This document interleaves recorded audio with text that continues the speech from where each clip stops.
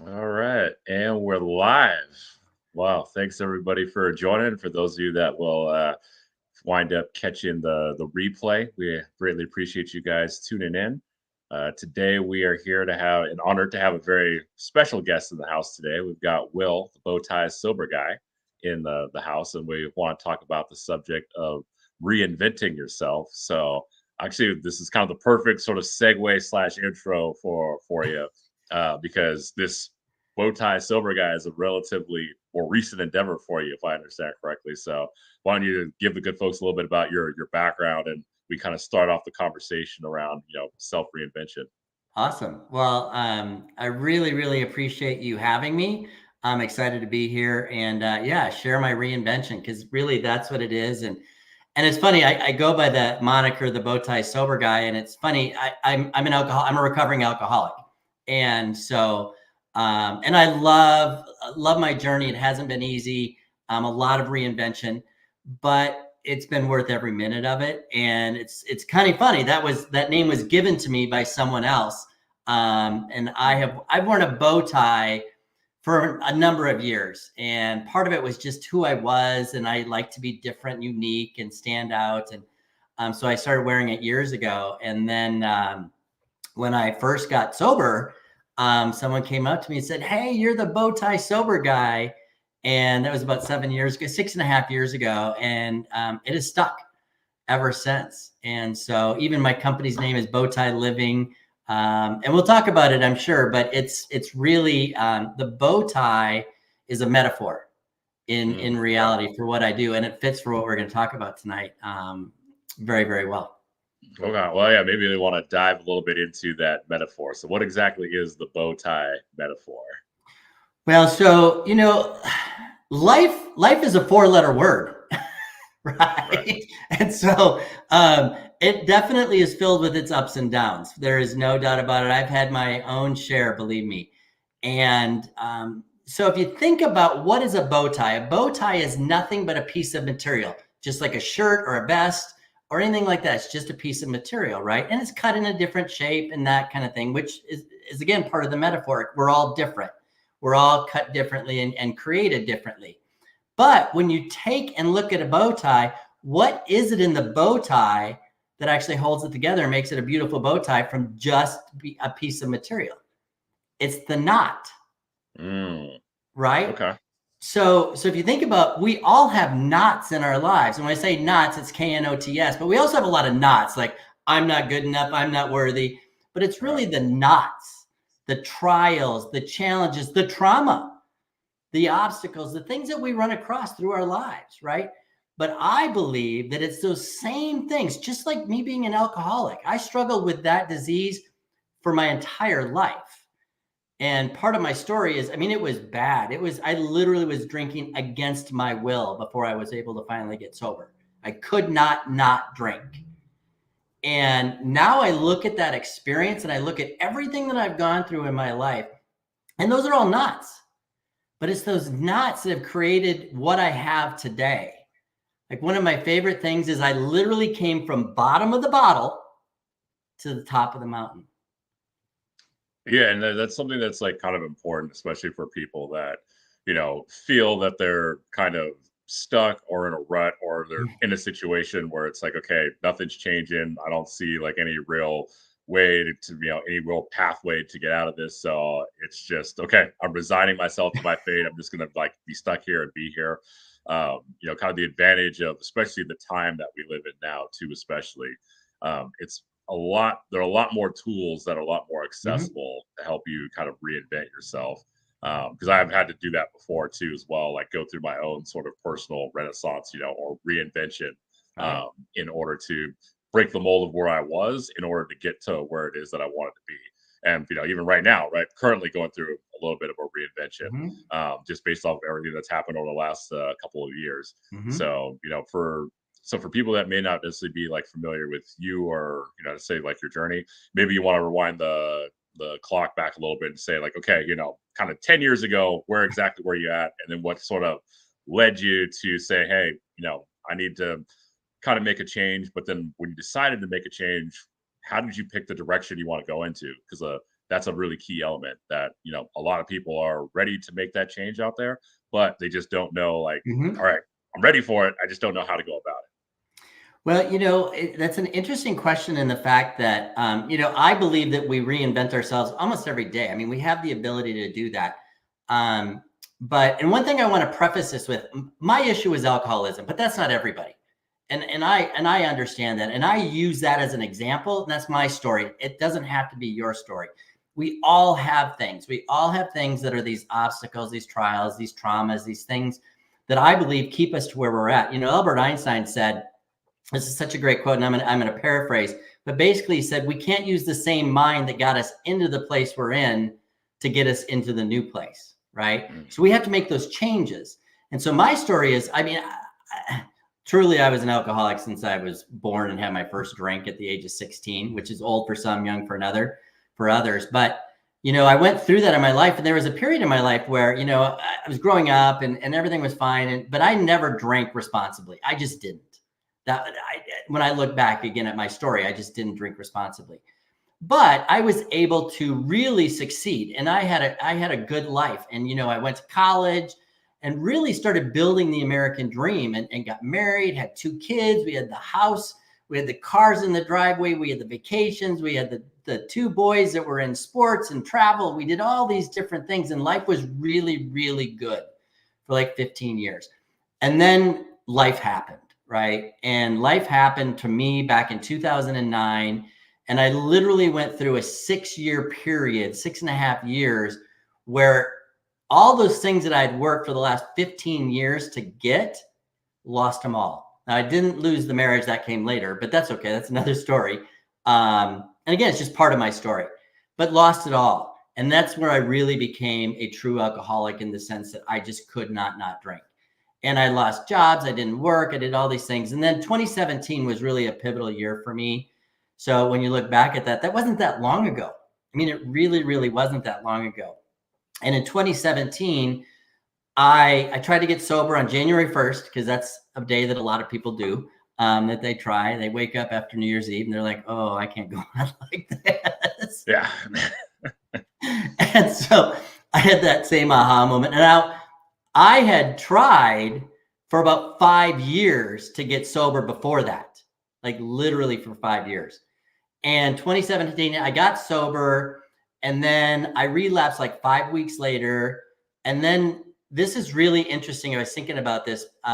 So today, is February 29th, leap day, right? Right. But literally 7 years ago, yesterday, okay, so February 28th of 2017, I woke up I call it my emotional bottom, in a place that I never, ever wish on anyone. I never want to revisit ever again, but I remember it like it was yesterday. And I woke up and I had lost all desire to live, like literally all desire to live. And I tried to get help. And it's a weird story. I called the hotline or whatever, and I got into this phone tree, and finally got a hold of someone. And she's like, are you homicidal or suicidal? I said, no, I just don't want to drink. Oh, let me get you to somebody who can help you. Puts me in that same phone tree. There you go. Talk about like not wanting to live. You're just like, all right, well, I'm trying to get out. Like, right. This is really driving me up the wall. Right. So I spent the next 5 days literally doing whatever I possibly could, just not to take my own life. I mean, it was absolutely horrible. And then on March 4th of 2017, I went to the emergency room, told them where I was at, and that I didn't want to be here on this earth anymore. And they checked me in, and I spent 4 days in a psych hold. And I wish that was my story. And the end of it, it wasn't. It was really crazy. So I got sober 10 weeks later. On May 17th of 2017, I had a near-death experience. Where I literally was on the top of a roof. Long story there, but I was on a roof working with this company and inspecting some work, slipped on a tile. I didn't fall off the roof. But when I landed and caught myself, put my hands down, there was a piece of metal flashing that slit my wrist literally to the bone. Ooh. And so here I am sitting on the roof looking over, and I literally cut both arteries. And thankfully, I lived. right? But it's interesting when I think about 10 weeks before that, I had wanted to leave the earth. I had wanted to Right. die. Now I'm at this period where I'm literally concerned that I'm going to lose my life, and all I could do was want to live. It was absolutely amazing. And so that happened. I got the help, and everything was fine. But it wasn't the end of my story. I actually went out, and then I got on painkillers, started abusing painkillers, just because that's who my brain works. I'm an addict. I'm an alcoholic. I just, things that change my brain, I have to keep out of my body, and I'm okay with that. And I relapsed on July 5th. And then I went out for another 10 weeks, and then I finally got the help that I needed on November 14th of 2017, and I've been sober ever since. But those experiences don't define me. They just tell a story. And so today I get to use those same experiences to help other people with reinventing themselves, which is what I had to do. I had to literally learn to live differently and to think differently. And yeah, that's you know, a really, one, thanks for sharing that too, because sometimes it's not you know, we as people, right, we have egos, so we don't necessarily like want to share like, hey, the lowest point of my entire existence that I've been at, like, don't look at that. Let's gloss over that and get to the part where like, hey, everything's awesome and amazing. But it's really important to, document that, because then, people can really understand like, hey, you can start literally, as you said, right, the very bottom of the bottle, but you can get to that top of the mountain. But it starts by recognizing, hey, I'm here at the bottom, and I need to figure out like how exactly I'm going to get and maneuver myself up towards the top. So for yourself, and when you were kind of rebuilding your life, right, and literally like rebuilding your Oh life, right, yeah. reinventing yourself from the ground up, did you find that you had to change a lot of, was it changing a lot of habits? Was it changing like who you were hanging around with? Was it just kind of changing completely everything? Right? I was like, all right, I got to pack up and just like move to a different town and then just completely start from the ground up. How did your process go? Luckily for me, I'm a big proponent of 12-step programs. There's a ton of them out there. Alcoholics Anonymous, of course, is the granddaddy of them all, but there's a ton of them, and I'm pretty familiar. I'm familiar with a number of them. I'm still involved in a couple of them on a regular basis. And so for me, it was literally, I had to change the way I think. And one of the things that I work with people on in my business is our belief systems, right? Because the things that I believed about myself were not true, but they were things that were told to me and instilled in me at a very early age that I didn't even have a choice on whether I believed them or not. So I thought they were true. So I've had to go through this whole transformation. And this is what I help other people do, of really understanding that our past doesn't define who we are or where we're going. They're just stories. So when it came to the work that I had to do, now, I will tell you, it's a lot of work. It's not hard work, as in it's difficult work, but it's hard in the fact that we really have to look at ourselves and look inside ourselves and try to understand who it is we thought we were Mm, compared to the truth of who we truly are. mm. I think that's a really powerful point there that doesn't get talked about enough, where it's like, you have to take that really long, hard kind of look Mhm. at yourself in the mirror and see like, okay, here's the reality of like who I am. And then here's like kind of like, in my thought bubble, who I think I am. And there's sometimes are going to be some incongruencies in there. And sometimes they're be pretty drastic. Other times it's going to be like kind of slim. But it's really, really important point I think you made there, where it's like, hey, you have to look and say, hey, look, this is, if I write my stats down on a piece of paper, this is the facts. Like this is what's happened. Right, So here's what I think is going on, but here's what really is going on. And so I think that's really, really powerful, because it, again, you base something in reality, and you're right. able to say like, okay, at least I know like where I stand or what the playing field looks like, right? Right. Absolutely. And sometimes, a lot of times that's really difficult. And a lot of times it's even hard to uncover. I mean, I just had an aha moment 2 days ago, like Mm, literally had an aha moment 2 days ago. And I was like, okay, where did that come from? And I sit down, and I believe in writing. I believe in getting it all out, because when we write, when we see it on paper, it loses so much power. So much power. And then we have the ability to turn it around and say, this is who I truly am. And I write those things down. And it's just a great strategy to really look at the truth. I mean, the truth of who we are. Yeah, and that's I think that's a very important thing too that you kind of outlined and touched on is that again, even if you see like the reality of like who you are, that doesn't mean that it's a permanent thing that's like inflexible and can ever change. It's actually quite the opposite, right? Where you see, okay, here's exactly like who I am. Here's kind of who I want to be. So now I know how to move myself from where I am to where it is I want to be. But you have to change your mindset to Mhm. seeing like, hey, here's sort of where I am, but also understanding, your beliefs and then where your beliefs come from.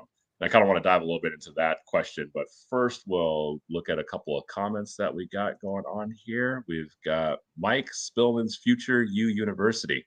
All right, I Awesome. like that title. All right. We got husband in the house. All right. Appreciate the comment, Yeah, Huds. thank you. Let's see. Huds is asking the question here. Have you met anyone who has done the moderation approach successfully? So that's an interesting question. That really goes to drinking, and it's a hard question for me to answer because I can't tell anyone if they're an alcoholic or where they're at in that process. There is a school of thought out there that teaches people the moderation approach. Um, it's not for me. Like it is not for me. I know that if I put alcohol in my body, that I can't stop. It turns into an obsession. I don't know what that is for other people. That's truly their own journey. It works for some people. It truly does. And it just wasn't my story. And I couldn't believe me. I told you I tried for 5 years to get sober. And that would be me trying to quit, and I'd quit for a day, 3 days, maybe a week, and it never stuck. And so the moderation approach, it works for some. It absolutely does. But it's your own journey. You raise a really interesting question there. So, with the times that you did try to quit and wound up like relapsing, what would you say was different about those times versus like, getting to the point where you're like, all right, like I'm at the absolute bottom. Um, this just like, everything seems like game over. What do you think was the difference? Because it sounds like again the want, the desire was there, Mhm. but the like kind of personal push or call to action just yet hadn't fully kicked in yet. So what do you think might been some of the differences in those situations? Well, there's a couple things. One, when I had tried those times in my heart of hearts, I didn't want to quit. Okay. I could say I was tired of it. I didn't want to do it anymore. I lost control, but you know what? I didn't want to quit. I liked it. And I have to be honest with myself today and say that, yeah, I would like to drink. I know I can't because I never have been able to. The other thing that I think is extremely important when it comes to this, and it's important to me, again, everybody has their own story, and it's talked about in 12-step programs, is the higher power. And it could be God, it can be the universe, it can be the sun, it can, whatever your choice is in higher power is up to you, and it's your own personal choice. But what I realized in my journey was that, again, I had tried for 5 years. I had no control over this. I could not. I'm a smart guy. I'm intelligent. I'm a hard worker. I'm a great task manager, but I couldn't do it. Like I couldn't. I needed to find something that was bigger than me Mm, to get me to that point. And that's where the higher power comes into play because, again, I tried.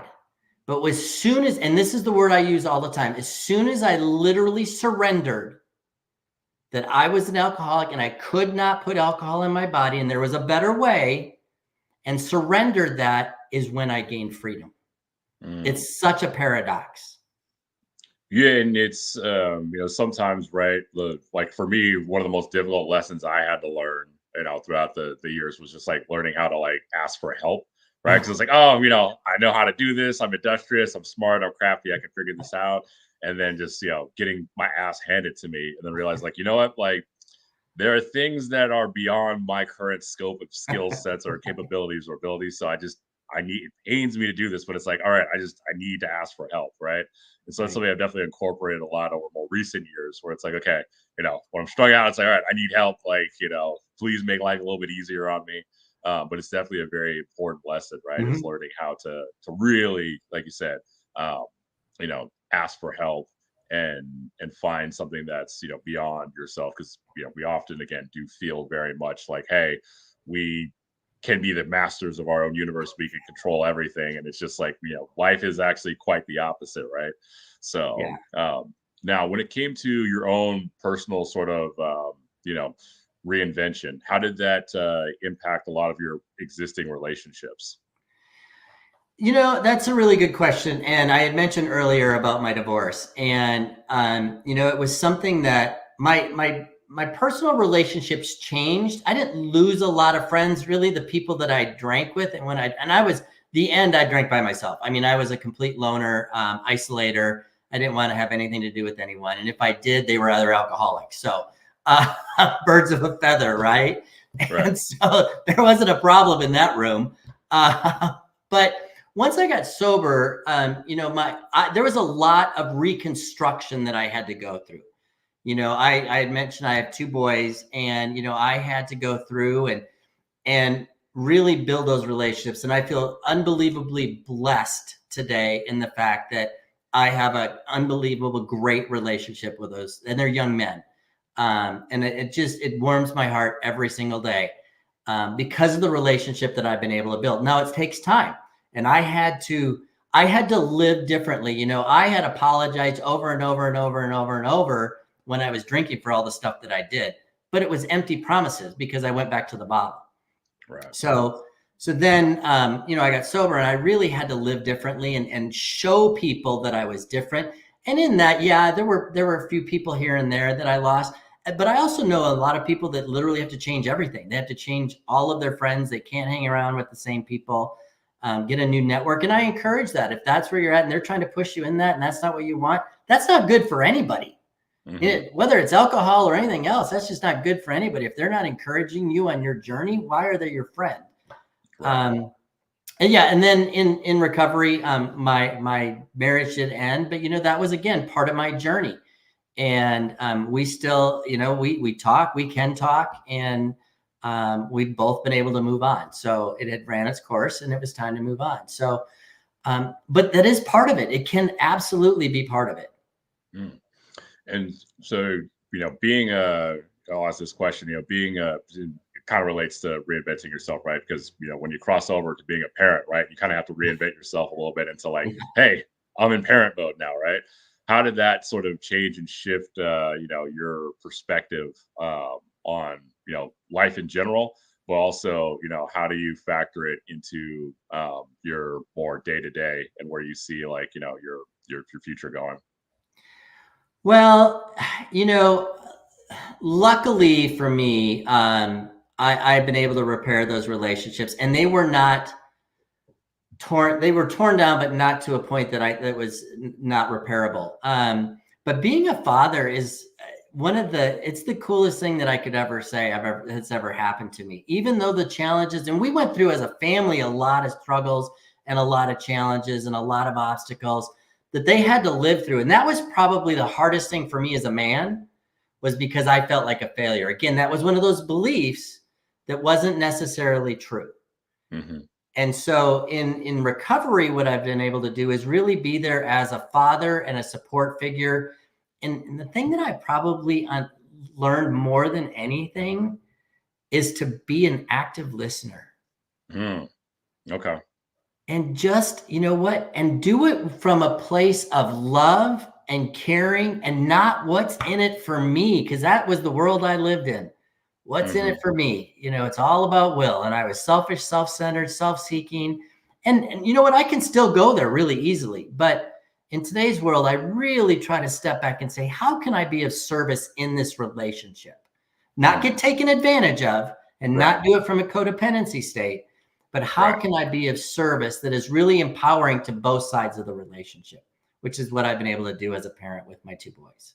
As a matter of fact, Okay. my oldest son his wife is pregnant, and they're going to have Oh, their first baby. So I've got a all granddaughter right. on the way the first part of June. My Good luck. first. All right. Congratulations there. That's awesome. Yeah. It's a great thing. And it's always interesting to, kind of get that insight because again, there's a lot of stuff that's out there and talked about in the space, but more often than not, I find like, the parental aspect of it gets a little bit kind of pushed to the side a bit. So I'll always try and dive a little bit into that to get some insights on there. So definitely appreciate you asking that. We got a couple more comments here that just popped in. Jeff, Oh, thank you, Jeff. thanks much for the comment, Jeff. And Huds, we got a question here. What are some of the what are some of the biggest signals to look out for that your drinking is becoming out of control? So there's really two things they talk about. Is one is if we talk about we have an allergy, right? So alcohol affects me differently, and alcohol affects alcoholics differently. They've done brain studies; it's scientifically proven. And so, really, the thing is if you are obsessing about getting your next drink, like that's all I could think about. And in the end, I literally could not drink and drank all day, every day. Like I would wake up hoping that I had left enough in the bottle next to the bed so that I could start drinking right away. That's a problem. Now, there's a lot of other people that aren't, and I wasn't always like that, but I was always a heavy drinker, and I always obsessed about when I was going to get my next drink. When's the next party? Is it 5 o'clock yet? All of those things. So that's the first one. And then the second one, which is really important, is if when you start, you can't stop, you really should look and see if you have a problem or not. And that was my thing. Like, I don't understand, like to me in my brain, I don't get it. How can you have just one? Right. Yeah. Well, yeah. We're just always say, right? We're just gonna go out. We're just gonna have one drink, and then it's gonna be like, we're just gonna keep it calm. And lo and behold, it's like 4 o'clock in the morning, and it's like, Yeah. well, I'm not home yet, and I'm not gonna be home for another couple hours. Yeah. So, and again, it has to be, and you'll notice it over time. And you know what? I mean, if he has questions, I know you've got my contact information. We can put that in the chat or whatever. Anybody can feel free to reach out to me, and I can answer those questions as well if they need more information. And I'm happy to do that.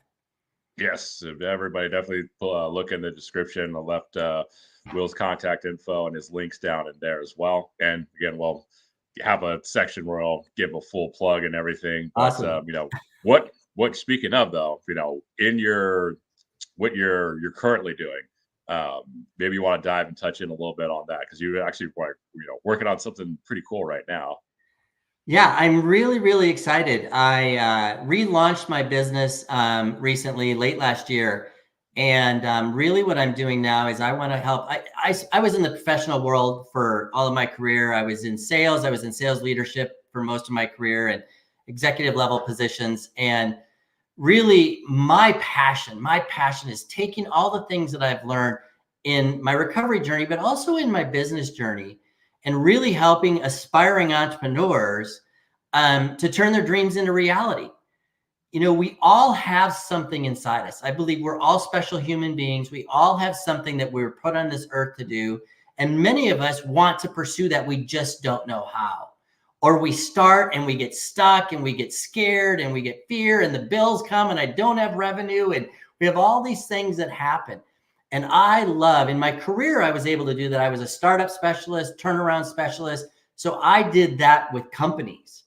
And now I want to do that with aspiring entrepreneurs and really walking them through and giving them strategies and things to put into place. But also, and I believe this with all of my heart, you have to come into it with the right mindset. Because just like I literally thought myself as trash. Like that was the word. Like trash, put me out on the curb and throw me away. That's how I thought of myself. And that's completely wrong. And I've been able to reinvent that. Now I take that into my business and understand that I'm of value and I provide value. And the same thing with other people. And I love, I've coached hundreds of people in completing these types of transformations, and to see them come out the other side. I equate it to years ago, I used to coach marathon training. So I'd coach people on completing a half or a full marathon. And interesting to see people, is such a great analogy, to see them cross that finish line after 13.1 or 26.2 miles and working for 5-6 months on getting to that place.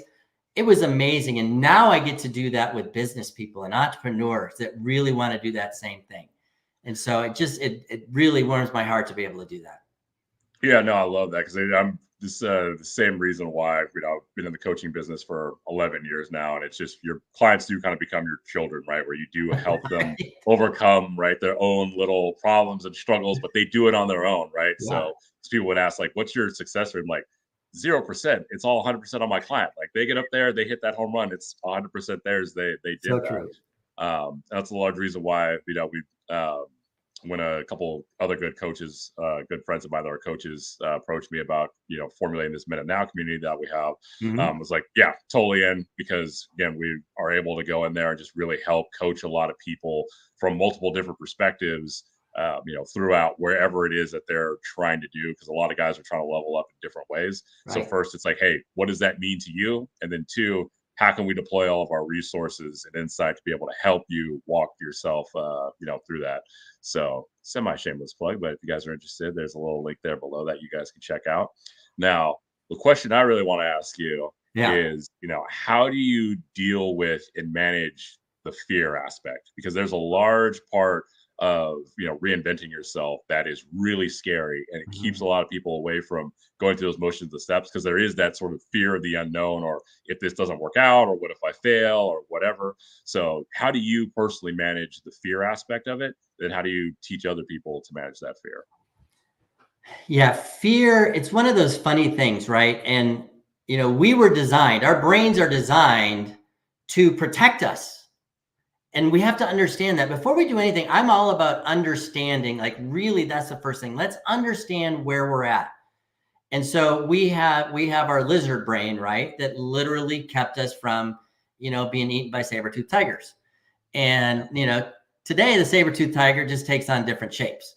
It takes on our bank accounts, it takes on our spouses, or the other people we're in a relationship with. It takes on our parents, it takes on our brothers, sisters, friends, it takes on society. I mean, social media gives it to us. There's all these factors that come in, and that's our new saber-toothed tiger, right? So we Mhm. have to, number one, understand that's where fear is. But there's healthy fear and there's unhealthy fear. And we have to respect healthy fear. There's a healthy fear that I have to make money. I have to bring in revenue so that I can support myself and my loved ones. Right. So that's a healthy fear. But it's when we allow that to take over and consume us, just like alcohol did. Like alcohol consumed me. I didn't consume it, it consumed me. And Mhm. so when we allow those fears to take over and guide us, we're never going to get anywhere. So we have to recognize what they were. And that's what I do a lot of work with early on with the clients, is really understanding, what are your fears? Let's talk about it. And I am fortunate. And I say that laughing because I lost everything, right? I mean, I walked out into my garage one day and they were repoing my car out of my garage. Wow. Okay. Yeah. That's literally everything. I mean, you know, losing a house, and I mean, all these things, right? But guess what? That all happened to me, and I'm still here. Like, I'm still here, right? And I learn from those. And so we have to put fear in perspective. It's very Mm. important that we understand it and put it into perspective. And then there's different strategies that I employ with my clients as far as really our mind. Just talked about the lizard brain, but our mind is amazing, absolutely amazing. And you hear a lot that we don't know the difference between imagination and reality. And that's true. That's absolutely true. So one of my favorite quotes is that I want to take today and make today the best, because it's my own willism. I call my willism is that my tomorrow's yesterday is today. Mhm. So let's make today count.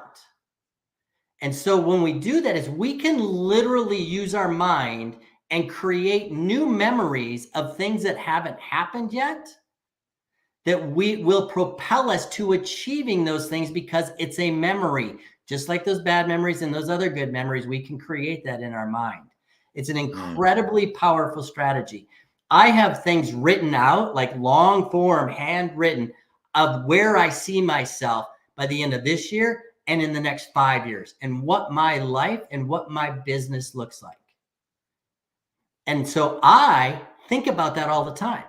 And I envision that. And when I do that, and I forget what this is called, our RAS, reticular activating system. Everybody has heard this analogy, but that's what it is. So you're looking at a new car. You want to go out and buy a new BMW, right? BMW 3 Series. So what happens when you start that process? What do you see driving down the street all the time? You see a bunch of BMW 3 Series. Magically, you're like, oh, hey, wait, that one's Oh, there. It's the blue one. There's red one. nobody had them before, right? Everybody went and bought them all. No, Yeah. it's because we have put that in our mind. And it's the same thing with fear. We put the fear in there, we understand what it is, and then we create a new future that does not have that fear in it. Hey, that's very deeply insightful. And I really do love the way that you phrased it as, the lizard brain reacts to saber-toothed tigers, but here's our modern saber-toothed tigers. That that right there, I'm definitely going to steal that for sure. Because Please. that definitely puts things into a lot of perspective. So yeah, I would say, when it came to reinventing yourself, what was your biggest challenge that you had to face in that whole entire process? Was it more of the, staying disciplined to carry yourself through? Was it more related to, something else? What was, would you say was your biggest challenge in your personal reinvention? Well, so I had, as I kind of mentioned, I had some things happen to me in my recovery. Like I just went through, and a year and a half ago, 2 years ago, I was diagnosed with prostate cancer. And just last fall, last August 1st, I had to have my prostate removed. And so that was something that happened to me, right? But the hardest thing, and there were some other things professionally, and there were things that happened to me. But the hardest thing for me was literally being able to take those old belief patterns that were so ingrained. And again, from a scientific standpoint, we have to understand they literally create grooves in our brain, like Yeah. physical grooves. And the electrical impulses, we have to change those. And it doesn't happen overnight. Guess what? I'm an instant gratification guy. Right. So I had to retrain my brain and get new grooves to literally think a different way. And that it takes time. So I had to be patient. I had to do the work. I had to stay committed to it. And sometimes it was hard. Sometimes it was easy. Sometimes I saw results. Sometimes I didn't see results. But I had to understand. And I will give this other piece of advice that I think is so critical to any success that we have, especially us men. All right. We love to control the outcome. This is true. Right? We love to control the outcome. I had to learn to give up the outcome.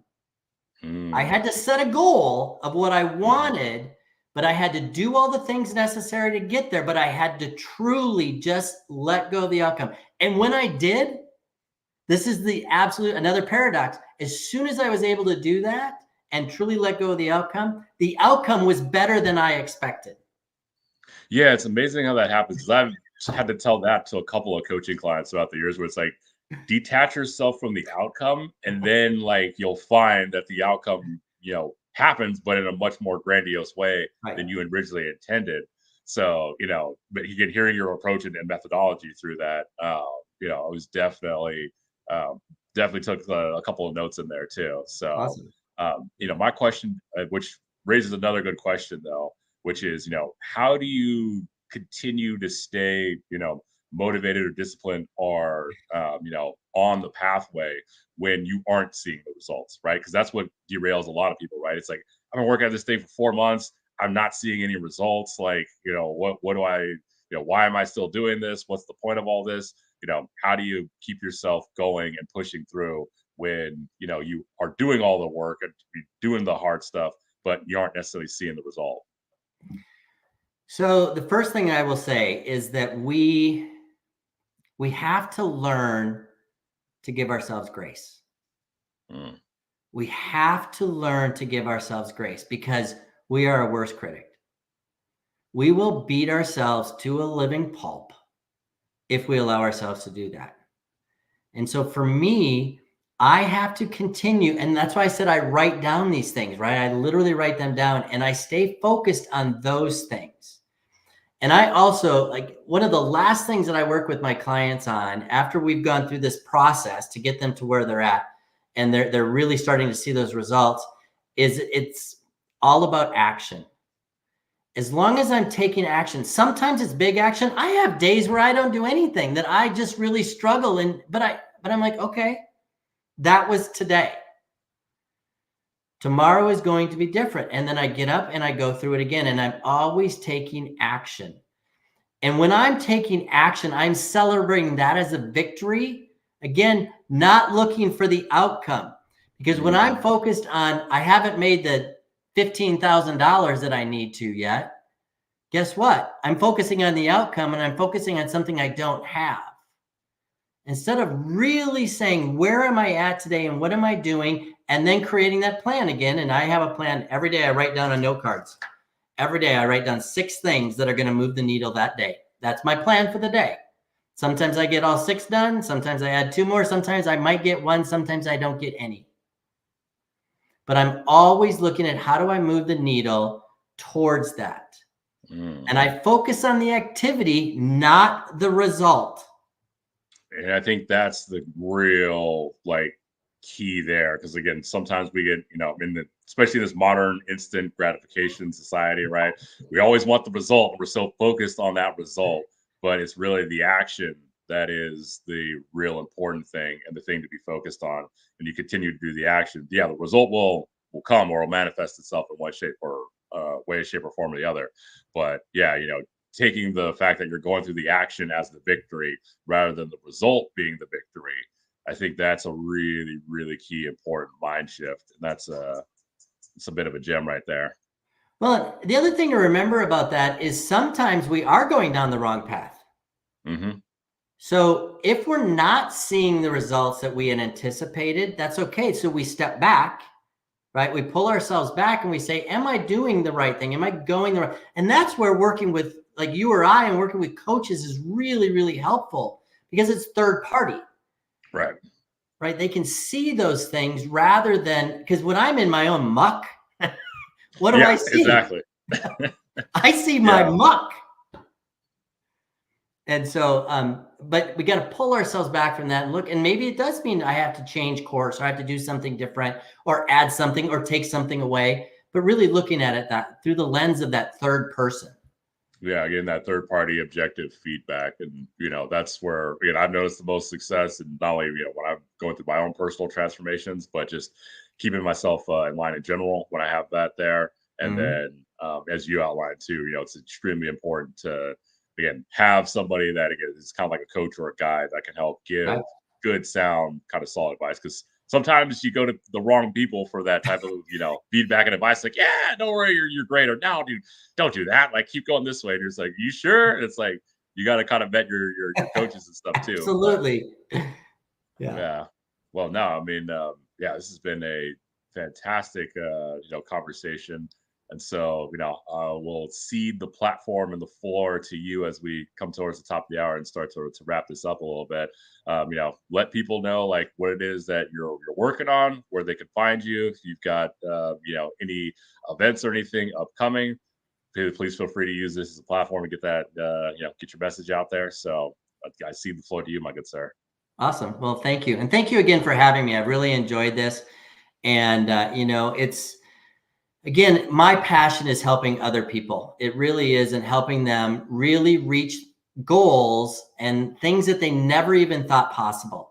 I believe that we often sell ourselves short, and I still can do that at times. Like I was just talking to my coach actually earlier today about something that I'm going through. My youngest son and I are training for a marathon. I haven't done a marathon in 17 years.